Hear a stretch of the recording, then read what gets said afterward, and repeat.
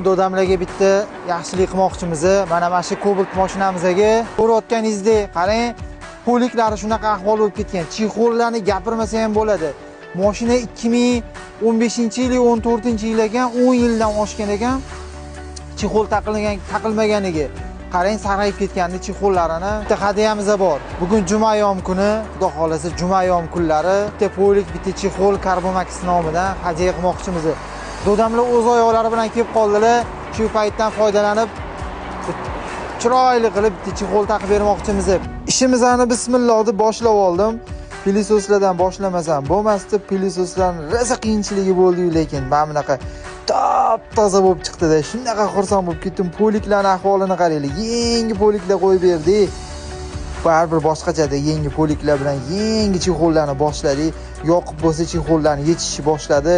Dodamlarga nima chexol tanlovdilar? Doda dedim. Qaysi chexolni tanlaysizsan? Mana shu chexolni bo'lam dedilar.